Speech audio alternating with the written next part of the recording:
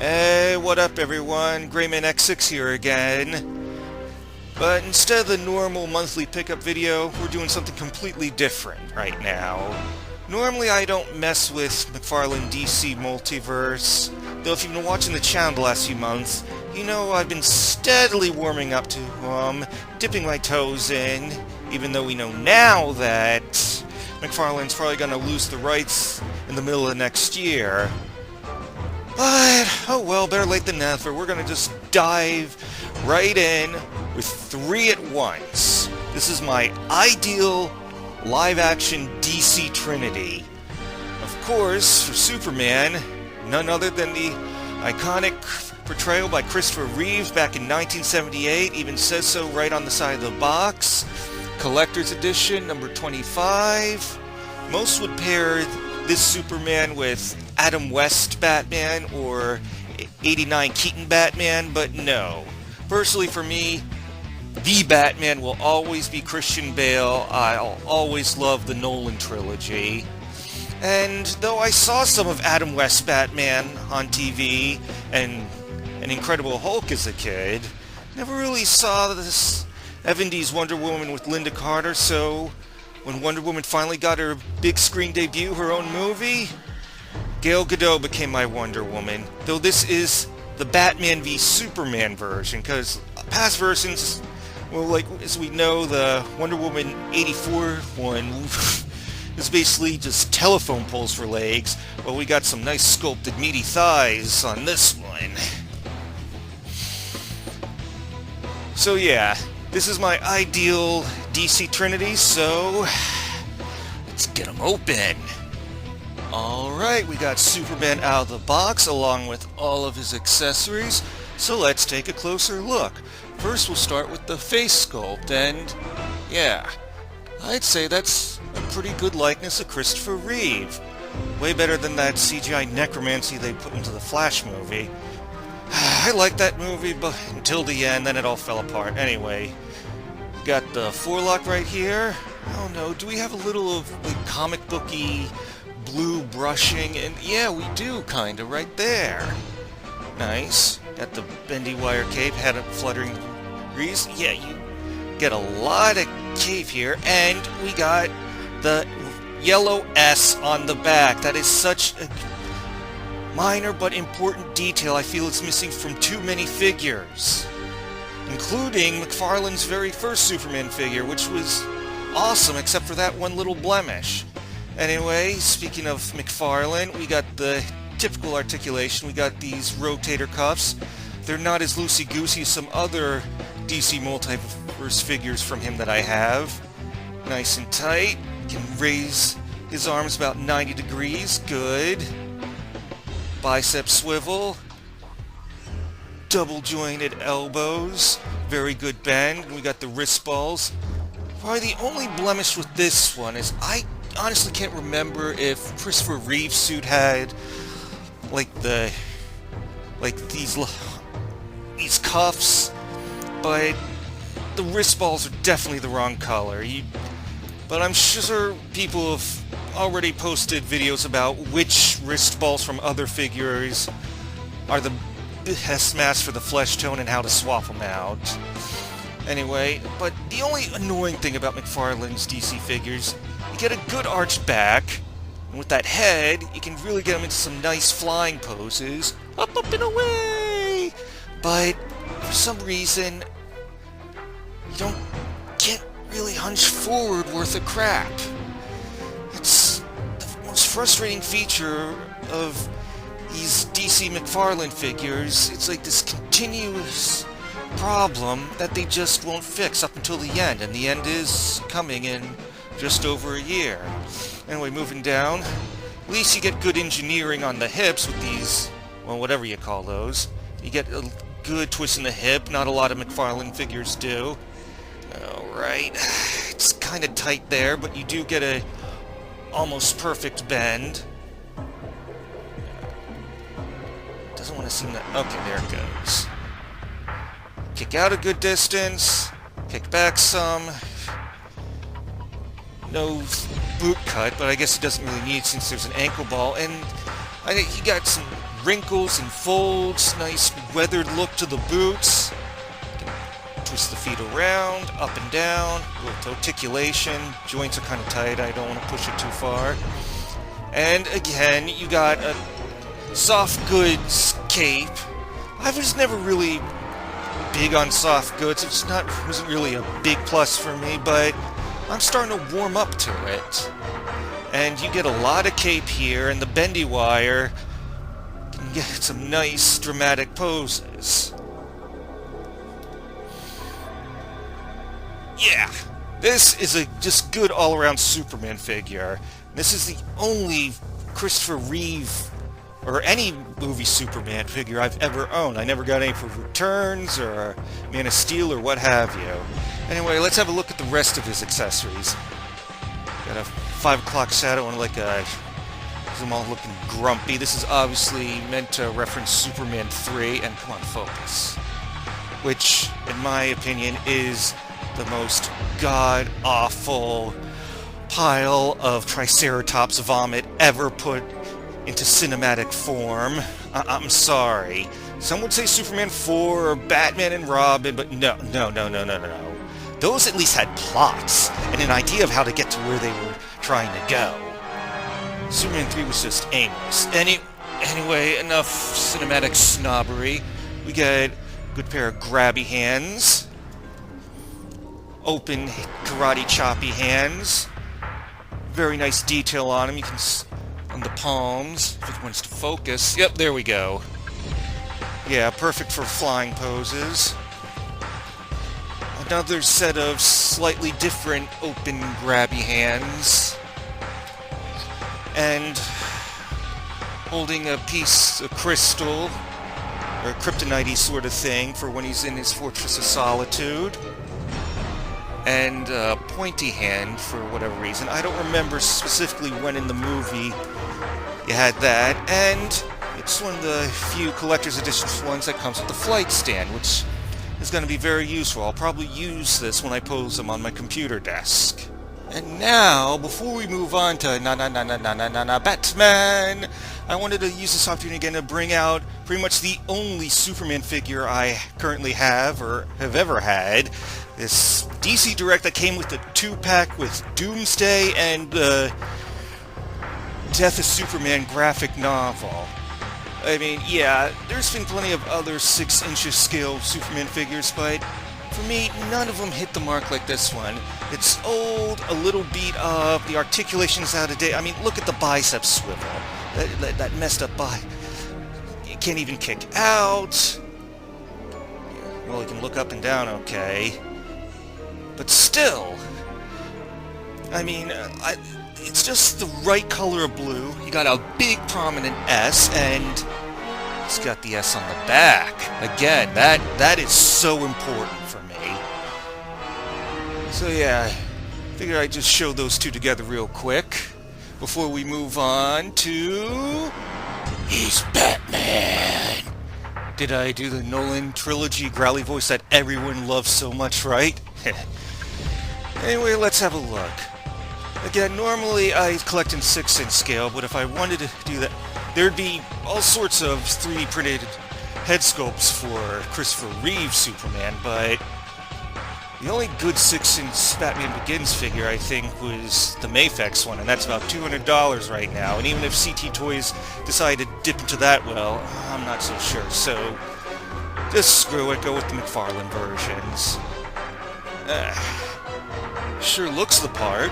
I mean, people have complained that he's got texturing in places where he's not supposed to, that, much like Keaton Batman, he's not supposed to turn his head until he gets the newer suit in Dark Knight. Complain about other inaccuracies, but you know what? I don't care. This looks badass anyway. Let's look at the articulation starting with what he's not supposed to have. Looks up okay, looks down okay, side to side, tilt. Raises his arms almost 90 degrees. This shoulder piece is pretty soft. Again, I'm having better luck picking up McFarlane figures that don't have super loose rotator cuffs. Okay, bend at the elbow. Good. And he's got the bat spikes on the gauntlets. Wrist balls are working okay. And as usual, arch back really good, though there is a lot of gappage, but hunch forward, not so much. Just kind of disappointing for someone as flexible and athletic as Batman. Hips work okay, he's got the McFarlane hips. Kick out okay, kick back some. One of those McFarlane figures that doesn't have a lot of twist in the hip. But got a good bend at the knee. And the ankle balls seem really stiff. Is this one gonna pivot? Sorta. Might have to heat this up. Toe articulation's working fine though. Now let's go over his looks again. We've already covered his inaccuracies, but that big bat symbols, that relief is coming out okay. Got a lot of the detail I remember in the abdomen. And he's mostly a matte finish like he was in the movie, but a bit glossy for the gauntlets and the boots. And the face sculpt, the shape of the cowl, that's pretty good too. This looks like the Batman I remember. I didn't even really care much for Batman First. When there was announced it, Batman Begins, I was like, meh, whatever. I was actually more interested in Fantastic Four, but then I saw a bit of it playing on TV, the part with the rooftop chase and in the Bat Tumbler trying to get Rachel Dawes back to base, like Bruce Wayne himself said in that movie. Damn good television. Anyway, going on. Also, people complain that the material for the cape doesn't look quite right. A bit of a minor nitpick if you ask me. You do get a lot of cape, and he can sort of do the bat glide thing like in the movie. I don't know. All in all, looks like Dark Knight Trilogy Batman to me, and this was my favorite version of the suit from those movies. Anyway, let's look at accessories. You got this oversized gold Batarang, and I don't like this. Out of all the Batarangs in the movies, I think the Dark Knight Trilogy ones look the stupidest. I much prefer the DCEU ones that Ben Affleck was throwing around, and you've got the golden grapple gun. Couldn't have painted it some other extra colors in there, couldn't have gone the extra mile. Okay, and he's got the hand where he's holding the Batarangs as if he's about to stab Ra's al Ghul from that one specific scene in Batman Begins, and not an extra fisted hand, but one that's holding like one of the explosive charges. He's gonna focus? Not really. Oh well. So unlike Christopher Reeve's Superman, Batman Begins' Bale is kind of light on accessories. Well, good accessories anyway. And now, before we move on, I thought I'd bring out the only other two Batman figures I own for comparison. Much like that Superman figure I showed you before, this Batman has been in my 6-inch display for many, many, many years. Yes, it's just the basic DC-UC Batman mold, but with color and styling from the 1989 movie. There's really nothing special about him. It's just a rock-solid, decent portrayal of Batman. Very basic articulation, single-jointed elbows, wrists don't hinge, they just swivel. Single-jointed knees, thigh cut, really no ankle rocker, decent head movement though, and an ab crunch, and a waist twist. And, oh yeah, and those old DC-UC hips. Very, very basic, but for Batman, you really don't need anything that fancy, and until they do that Mafex Nightfall Batman in black and dark gray, or Mattel does something better when they get the rights back, he's going to stay on the shelf. He was almost replaced with this one, but then I realized when I finally got him, no, he's not a little bit bigger, which is what I was hoping for. This is the DC Direct Icons Rebirth suit. Too bad I can't really put him anywhere, because he is a decent figure. He's got, well, he does have double-jointed elbows, but because his biceps are so bulky, he really can't get much movement. Decent head movement. You get, well, you got a reverse ab crunch down here and a kind of a diaphragm up there, but really not much of improvement for waist articulation, but he does have double jointed knees though, and ankle rocker, so it's a nice little figure, but I really don't have a place for him. Too bad. Maybe Mattel will make their own Rebirth one again. A better one. Ugh. And last, but certainly not least of the Trinity, we got Gal Gadot as Wonder Woman from her very first appearance in Batman v Superman. I heard in reviews that this was supposed to be the best engineered of all the Gal Gadot figures, and it was the most recent one available, readily grabbed up when these two, World's Finest over there, came out, so does it stand up to muster? Well, not in the accessory department. Like Batman, I'm kind of disappointed. Really can't keep that shield on. His sword looks all warped and stuff. I would have much rather she had, like, more lasso accessories than just this part that clips on there. So that's kind of a buzzkill for me. Otherwise, yeah, that is definitely a very good likeness of Gal Gadot. Let's see what we can do with the head. She can look down okay. Hair kind of hinders her. We still get side to side at least. And then we can't go back. Very good detail in sculpting and paint. I like the... You gotta have the metallic bustier. That's how it's pronounced, right? And do we have a... Ooh, we got a bit of paint slop there on her left boob. That is unfortunate. I did get this at Big Bad Toy Store by itself. And her... this torso cut right here does feel kind of wobbly. Ooh, kind of gappy from the back. From the front, too.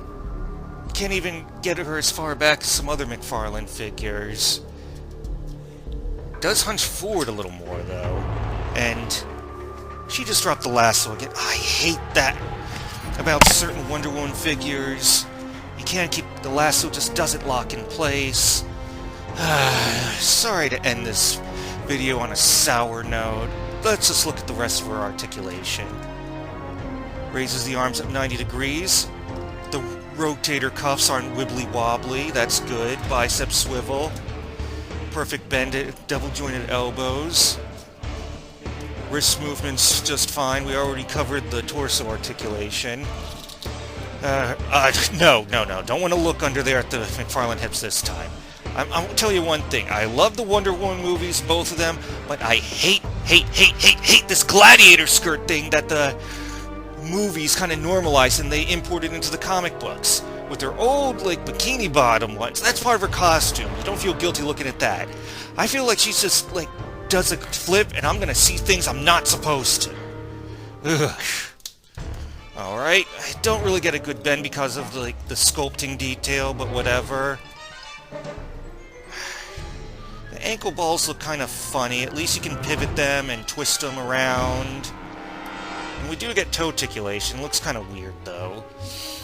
So, I guess I let myself be a bit misled by online reviews. In terms of some detail and engineering, still not the greatest Wonder Woman figure out there. And again, we got some paint slop on the tit. But what can you do? I wanted a good likeness of Gal Gadot in 7-inch scale to go with these other two I bought, Batman and Superman, and she's gonna do just fine in the end, I guess. Don't really need any more from her than that. And to round things out, we'll do a comparison with the two 6-inch scale Wonder Woman figures I have. For the longest time, along with that DC Direct's Superman and 89 movie-styled Batman, this was the Wonder Woman for my shelf. Another DCUE buck, but even back then it was looking kind of dated, and this one's really beat up, paint chipping everywhere and stuff. So when I found this one at a really good price, I decided to go ahead and take the plunge, even though it's the Rebirth Wonder Woman, which incorporates that gladiator skirt I hate so much. It's good. Another thing is, she's got bigger bracelets in that one, so you can actually believe that she's going to deflect some friggin' automatic fire with that shit. It doesn't have a waist cut, though. I mean an ab crunch, though. It's got this awkward cut up on her torso, but whatever. And, again, this thing falls off way too easily, but until Mattel or maybe Mafex does a better Wonder Woman, this is the best I've got in 6-inch scale. And here we have the Trinity all assembled, with the 4 McFarlane DC figures I fudged onto my shelf. Gorilla Grodd and Martian Manhunter because they're too damn short. Swamp Thing because he's an absolute unit, and Kilowog, he's a pretty big chungus anyway. In fact, the exact same size as the old DCUC Build-A-Figure, so it doesn't really matter. And lastly, here's the last few McFarlane figures I have just because. I already showed off Sinestro because he's just... I had to get him because he's such a goddamn awesome figure, and I wanted the accessories for my 6-inch Sinestro. That MK11 Joker was on sale, and that's probably the best damn head sculpt I've ever seen on any Joker figure ever. Also, this Page Puncher's Captain Cold was dirt cheap, and he looked pretty awesome, and his Cold Gun is now this Halo-ish looking weapon. Gotta love that. Looks like they're ready to battle DC's Holy Trinity, and... wait, no, never mind. Looks like Wonder Gale isn't having any multiverse shit today. Damn, I think Joker might actually be enjoying that, though.